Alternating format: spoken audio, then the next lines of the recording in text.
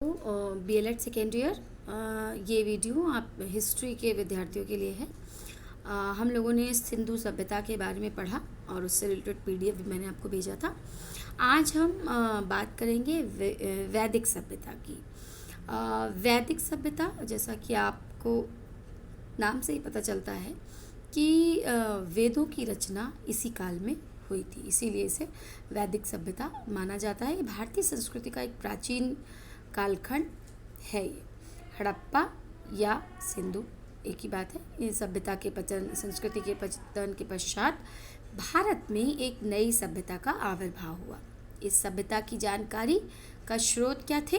वेद थे, क्योंकि वेदों से ही इस काल के रहन सहन, सामाजिक आर्थिक दशा की जानकारी मिलती है, तो इसीलिए इसे वैदिक सभ्यता नाम दिया गया।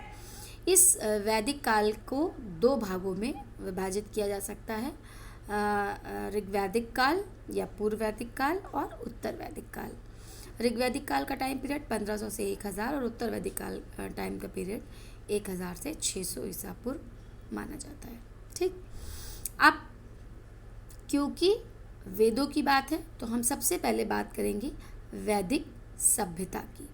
अब वैदिक सभ्यता कैसे शुरू हुई, तो उसके अंदर का सबसे मुख्य क्या हमने आपको बताया? साहित्य। साहित्य मतलब वेद। ठीक है, तो जब भी आर्यों, जो इस सभ्यता में रहने वाले लोग थे, उनको आर्य कहा गया। तो आर्यों के साहित्य को हम कई भागों में बांट सकते हैं। मैंने काफ़ी डिटेल्ड में ये दिया हुआ है, आप इसको अपने हिसाब से चार्ट फॉर्म में बनाकर भी पढ़ सकते हैं। ठीक, जिससे कि आपको एग्ज़ाम के लिए लर्न हो जाए। वेद आर्यों का सर्वोत्तम ग्रंथ थे। वेद शब्द किस धातु से निकला है? वेद धातु से, और जिसका अर्थ होता है जानना। और वैसे वेद का अर्थ होता है ज्ञान की प्राप्ति करना, ज्ञान। तो ऋषियों ने माना जाता है कि अनेक ब्रह्मा के कुछ ऋषियों ने अपने शिष्यों को बताया था। और ज्ञान और श्रवण, ये जो ज्ञान प्राप्त हुआ, कैसे प्राप्त हुआ? सुनकर प्राप्त हुआ।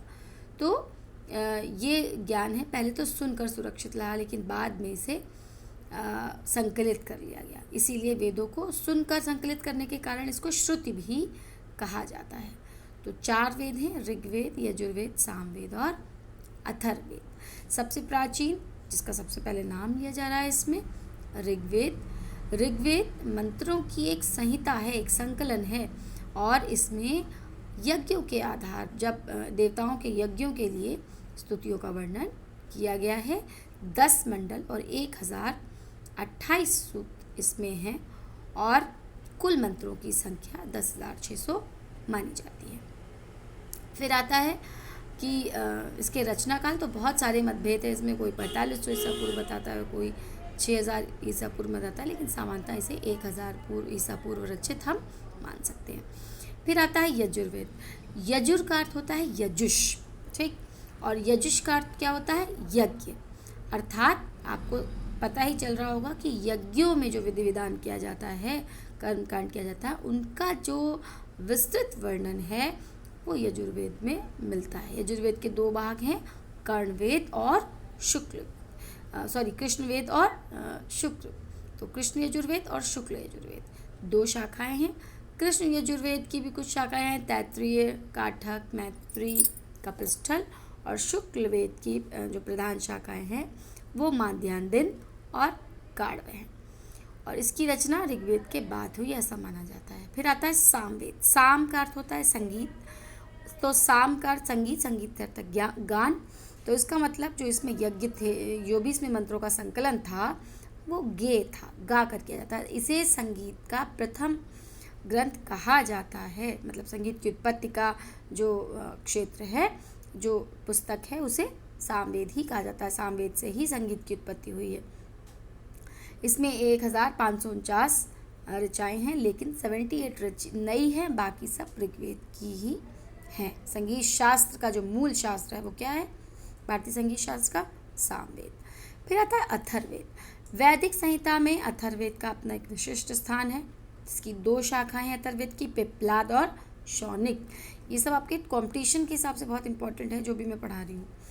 इस संहिता में 20 कांड, 31 सूक्त और 5987 मंत्रों का संग्रह है। 1200 मंत्र ऋग्वेद से लिए गए हैं और इस ऋग्वेद के अंतर्गत रोग निवारण, जादू टोना, शाप, वशीकरण, आशीर्वाद, स्तुति, दीर्घायु, सुंदरता, सुंदर वृष्टि और प्रायश्चित, विवाह, प्रेम इत्यादि कर्मकांडों का वर्णन इसमें वेद विषयों का जो विवरण है वो मिलता है। अब वेदों के अलावा और कौन सा वैदिक साहित्य था? ब्राह्मण ग्रंथ, आरण्य, उपनिषद और वेदांग। ठीक, ब्राह्मण ग्रंथ क्या होते हैं? जो वेदों का ही संक्षिप्त भाग होता है, संक्षिप्तीकरण होता है। ठीक है।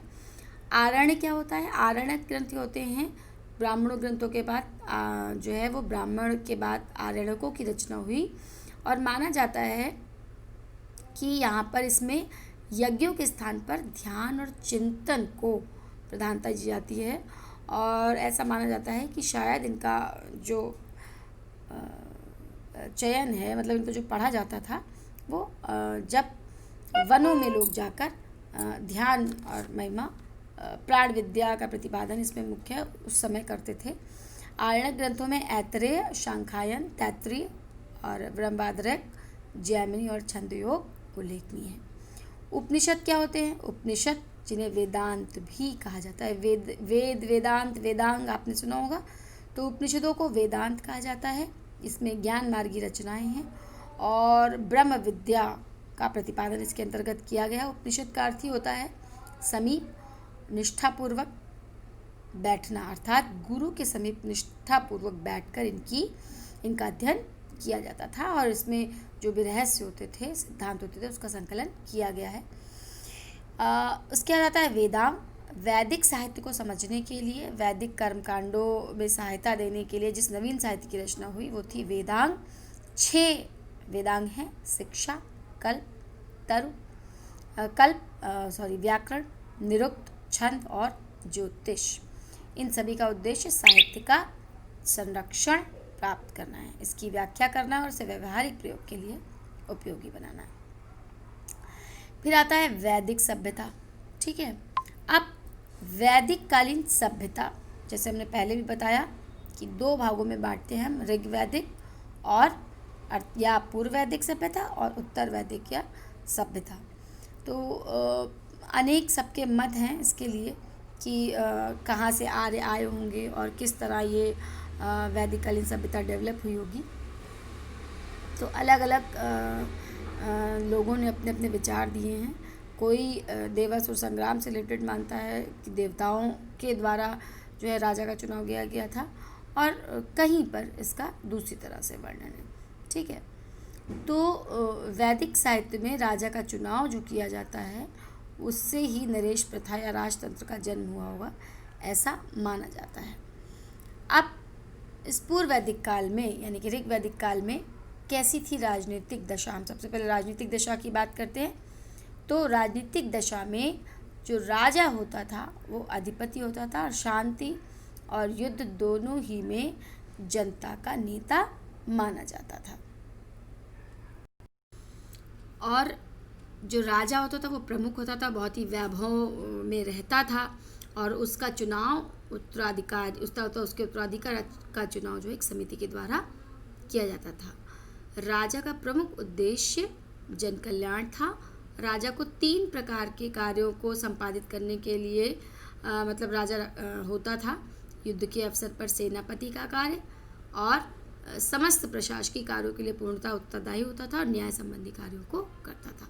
इसके बाद राज कर्मचारी होते थे जो राजा के पुरोहित, सेनापति होते थे। ठीक है। ग्रामीण मतलब ग्राम का मुखिया। उसके बाद समिति तथा सभा। राजा हमेशा रखता था 2 संस्थाओं को, समिति और सभा, जिस पर उसका नियंत्रण होता था। और जो सभा होती थी वो छोटी सी सभा होती थी, वृद्ध जनों की होती थी। और ये जो सभाएं होती थी इसमें ज़्यादातर जो राजा जो कार्य करता था वो इसके सदस्यों की सहायता से या उनके कह सकते हैं हम कि सजेशंस देकर करता था। सजेशन जो होते थे राजा उनके सजेशन को सुनता था। राजा का निर्वाचन और निष्कासन भी कहीं ना कहीं समिति के उसमें होता था। समिति चाहे तो जो है वो कहीं ना कहीं राजा के ऊपर अगर वो सही से कार्य नहीं कर रहा है तो उसको पद से अपदस्थ करने की शक्ति रखती थी। राजनीतिक संगठन में ग्रह कुलपति की आज्ञा सबके लिए ग्रह थी और कुलों के संगठन से ही ग्राम का निर्माण होता था, जिसका नेता ग्रामीण कहलाता था। ग्राम के बड़े संगठन को विश कहते थे, मतलब प्रांत जो हो जाता है। फिर वो विशपति होता था उसका जो था, और विशों से बड़े संगठन को जनपद कहते थे, जिसका प्रधान राजन होता। जैसे आप आज के समय मान लीजिए गांव हो गए, गांव के बाद आपके शहर हो गए, जिनको हम जनपद कह सकते हैं, ठीक है। और उससे भी जो ग्राम से जो बड़ा होगा, जिसको हम कह सकते हैं कि कस्बे हो गए, या 2-3 वो मिला के ब्लॉक हो गए, है ना।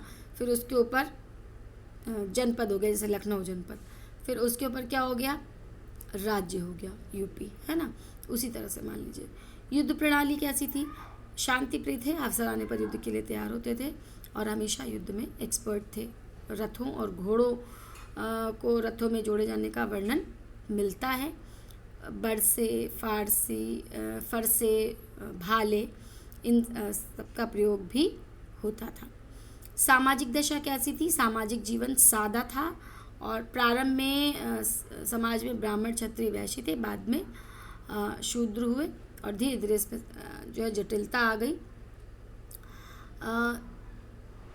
कई पर यहाँ पर है कि कुटुंब कैसा होता था। सामाजिक दशा की अगर हम बात करें तो कुटुंब यानी कि परिवार पैतृक सिद्धांतों पर आधारित था। जो घर का सबसे बड़ा होता था गृहपति, उसकी आज्ञा का पालन करना सबके लिए अनिवार्य होता था। पत्नी का विशेष सम्मान था। पिता और पुत्र के संबंध भी अच्छे थे और पिता की मृत्यु हो जाने पर पुत्र उनकी संपत्ति का अधिकारी होता था, ना कि पुत्री, ठीक है। लेकिन अगर पुत्र नहीं है तो जो है पुत्री को अधिकार मिलता था। कुछ चेंज था, आप सभी जानते हैं कि पुत्र के जन्म होने पर अधिक उत्साह उल्लास होता था। संयुक्त परिवार प्रणाली प्रचलित थी और परिवार में प्रेम और आदर का भाव रहता था। स्त्रियों की दशा बहुत अच्छी थी। वैदिक काल में स्त्रियाँ गृह स्वामिनी होती थी। विवाह पूर्व जो कन्याएं थी अपने पिता के संरक्षण में रहती थी। धार्मिक समारोहों में भाग लेने का अधिकार होता था। कुछ ऐसी कन्याएं भी वैदिक काल में हुई हैं जिसमें घोषा, पोलोमी, काक्षावृत्ति, सिक्ता, लोपामुद्रा, जिन्होंने वेदों की शिक्षा भी पढ़ी, ऋचाओं की रचना भी करी। पर्दा प्रथा का कोई प्रचलन वैदिक काल में नहीं था। सुशिक्षित और वीरांगनाएं होती थी, अपने जीवन साथी को चुनने का अधिकार रखती थी। विवाह पद्धति बहुविवाह होते थे। एक स्त्री से विवाह वैसे उच्च विवाह की, आदर्श विवाह की श्रेणी में आता था, ठीक है। और 8 प्रकार के विवाह प्रचलित थे। राक्षस और पिशाच विवाह को जो है वो खराब या अग्रणीय माना जाता था और गंधर्व और ब्रह्म विवाह उच्च माने जाते थे। आहार घी, दूध, पनीर का सेवन करते थे और गाय को मारना जघन्य अपराध समझा जाता था।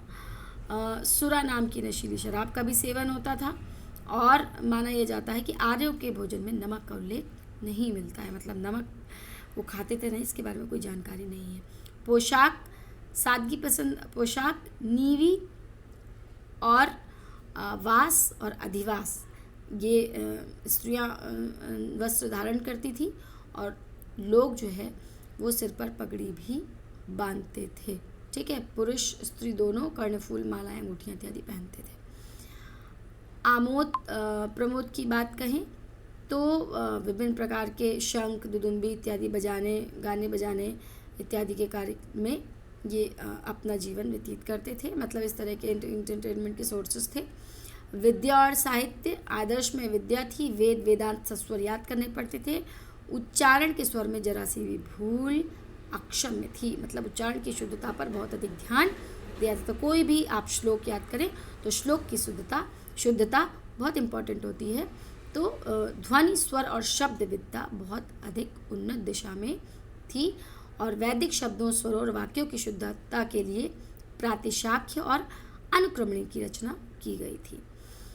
आर्थिक दशा, कृषि, पशुपालन, उद्योग धंधे कैसे थे? कृषि ही मूलाधार था। बैलों को जोतने का वर्णन मिलता है। भूमि उर्वरा थी। 6 और 8 और 12 बैलों तक का प्रयोग भूमि को जोतने के लिए किया जाता था। खेतों की सिंचाई कुओं, झीलों, नहरों और नालियों आदि से होती थी, ठीक है।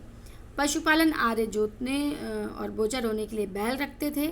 घुड़दौड़ और युद्ध के लिए घोड़े, इसके अतिरिक्त गाय भैंस बकरी का गोपाल पशुओं को भी श्रेष्ठ, इसका भी होता था वर्णन। पशुओं के कान पर उनके स्वामी का चिन्ह भी अंकित किया जाता था। अब आते हैं हम उद्योग धंधों पे। उद्योग धंधे, लकड़ी का कार्य अच्छा था। लोहार जिन्हें करमार कहा जाता था धातु के बर्तन बनाते थे। सोनारों को सोनार कहकर बुलाया जाता था। कपड़ा बुनने का प्रचलन भी था और करघों पर कपड़ा बुनने का वर्णन मिलता है। ठीक, आज हम केवल वैदिक काल के ऋग्वैदिक काल की बात करेंगे और कल हम जब उत्तर वैदिक काल पूरा पढ़ाएंगे तो इसके साथ PDF नोट्स भी भेजेंगे। तो आज आपके लिए हम वैदिक साहित्य जिसमें ऋग्वैदिक काल की बात करें, इसको पढ़िए समझिएगा, कुछ ना आए तो प्लीज़ पूछिएगा। ठीक है।